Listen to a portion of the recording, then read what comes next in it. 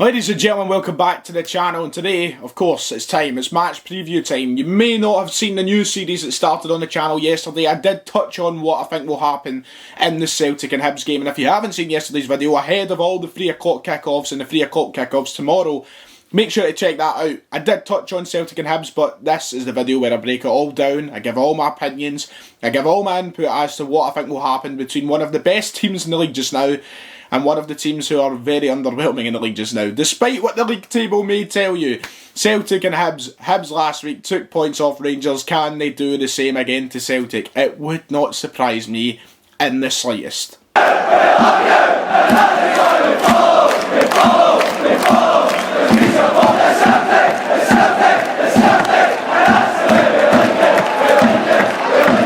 Right then, Celtic Hibs, we said it in the intro, Celtic right now, they're underwhelming. Their performances are very below par. It's a very horrid time to be a Celtic fan in the social media side of things. Of course, it's become a very toxic world on there, on Twitter, on Facebook, whatever you want.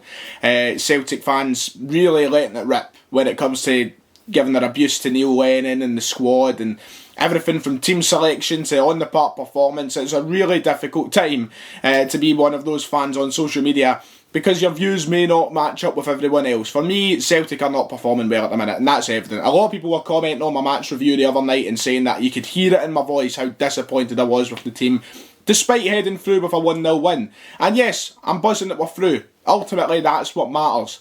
But when you took that game over the course of the 90 minutes, what a dreadful display it was. And we need to pick up. This is truly, to this point, our hardest game of the season. Tomorrow, Hibs have the potential, have the quality at the moment to beat us in our own stadium with how well they are playing and how bad we are playing. This right now is our biggest game of the season.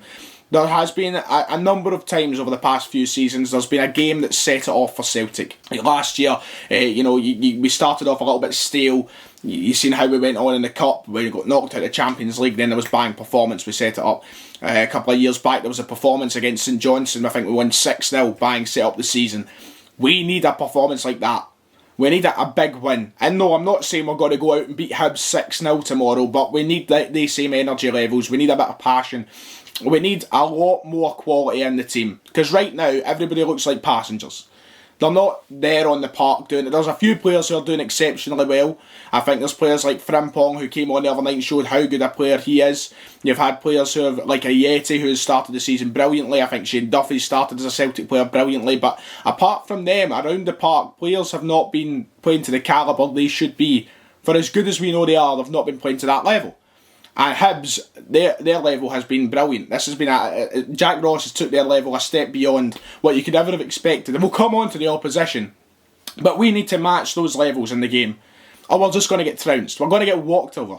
It's not even funny to say. Like, that is the truth. That is how badly we are playing at the minute. And I don't want certain sections of the support thinking that I'm over-exaggerating and, the results show that we are fine. We've not lost a game domestically. Yes, I do understand that. But Hibs are a different animal from any team that we have played domestically so far this season. They will walk over us if we let them. They will. That's just the truth. So we need to wake up and get our mistakes corrected. And I've said that time and time and time again. I feel like these match previews are getting so repetitive. I feel like I'm just saying the same thing every single video. Our defensive mistakes, better teams will take advantage of those. Us falling asleep at the back, moving forward, not taking on our men, blah, blah, blah. All these things. I've been saying video after video after video. And that's because it just seems like there is no improvement on it. And I don't know what it's coming down to. I don't know what we're working on the training ground. Of course, Neil Lennon must be happy with what he is seeing with his players in the training ground if he is picking them week in, week out. But there's players like David Turnbull who have just spent £3 million on, he's not getting any minutes. And if you're telling me he wouldn't do a better job than Scott Brown at the minute in the middle of the park, then I'm sorry, I just don't believe you at all. And I'm not having it. I'm just not having it. There's players, Kamara should be starting the game over Christie up front. Edouard and Christie, a strike partnership does not work. You need two strikers. You need players who know how to play together. Christie and Edouard don't work as strikers. Yes, Christie in behind Edouard works perfectly. Works like a charm. Christie's not a striker though. And he's so eager to drop back, he's so eager to move position that it just buggers up the whole system. You're meant to be playing a 3-5-2, but when you have someone playing as part of that 2 up front who's consistently want to drop in behind and plays the number 10, it just defeats the whole purpose of the system. You're meant to have 2 strikers playing off each other. That's why Ayeti and Edouard looks as though it works well. That's why Kamara and Edouard looks as though it works well. We need 2 strikers playing up there. We need to end this whole Lenny Lotto. Just get rid of it. Just get rid of it altogether. Play our best 11. Start players like Frimpong on the right hand side who are willing to take on their man. We're going to need to do that against Hibs, because I'll tell you what, they won't be scared to take on their men. Martin Boyle this season has been unbelievable. He'll take on anybody, and their whole team will. They've got a great team, and we'll come on to them. Celtic really need to pick up from what they've done on Thursday night. Thursday night was really slow, it was really boring, there was no energy in the team, and I understand we were away from home in Europe. I understand the point if that was a 2-legged affair, a 1-0 win away from home in the first leg would have been great, we would all been buzzing with that, but we knew what was at stake, we knew it was a 1-leg affair, and we just looked like we didn't care. And that's what bothered me the most. It just looked as though we didn't care. If we went out, we went out. That was the attitude that I got from the performance on the park. And yes, we created numerous chances, but we are nowhere near as clinical as we should be. Edouard looked a shadow of himself. He needs to pick himself up this weekend if he does start the game. I don't know if he will start the game, but he needs to pick himself up, get a few goals. But look, ultimately on Thursday night, we were just absolutely shocking. And there's no getting away from that. No matter what way you want to look at it, we went through, yes, but those performances need to pick up. And I know Riga's first ever European home defeat was to us on Thursday night, and that should say a lot. Still, you actually look at those two teams and in the manner that we conduct ourselves through the game, and scraping through with a 90th minute goal is not good enough. Which brings me on to the opposition. I love this part of the video, and this time I feel like this is... it's murder. How good a team Hibs have been this season, and what a team they have put together. Jack Ross is building a wee empire at Hibs at the minute. Taking points off Rangers last week, of course, that's the first major talking point.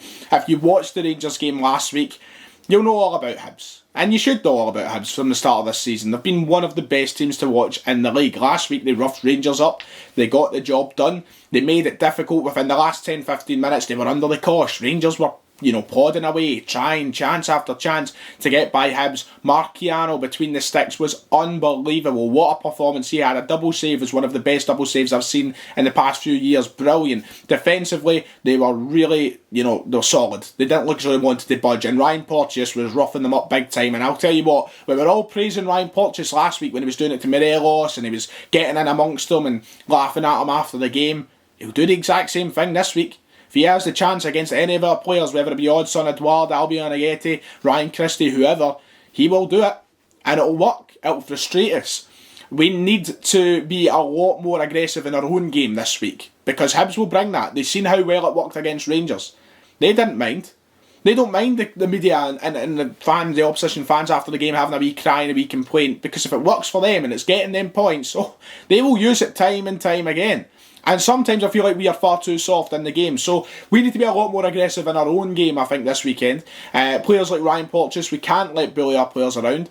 Let's show a wee bit more fiery passion in the team. A wee bit more fiery passion. I don't know why I've used that, but there we go. Fiery passion in the team.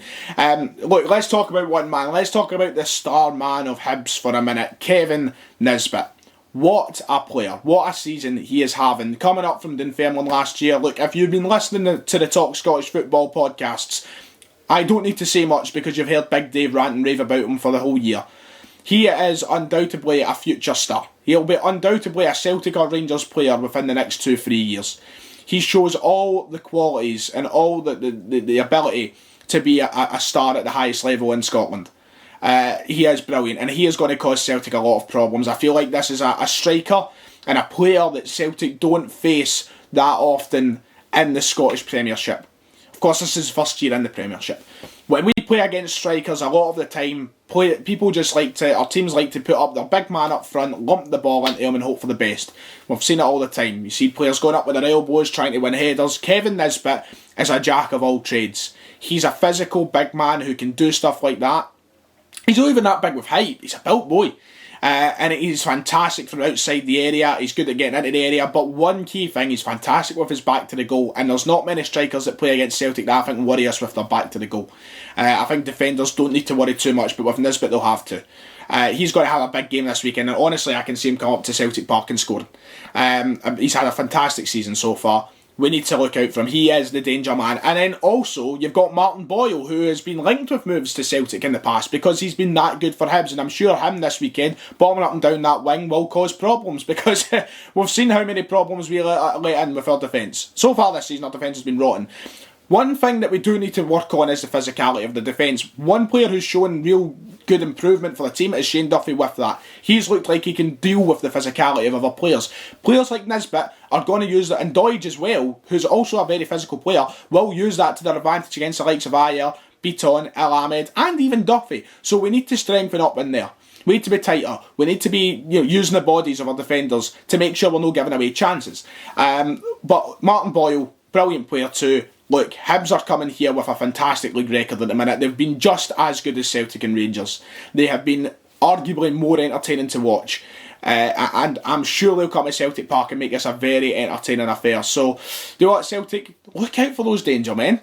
Please, don't give away any mistakes. Which brings me on to the final part of the video, my favourite part of the video, the score and team predictions. Now, yesterday I did give my score prediction away, and I'll get that out of the way right away. I think Celtic will win the game, not in a pretty fashion. I think it'll be another performance that potentially will take itself to Twitter with a lot of debate amongst fans on the manager and the team, whatever.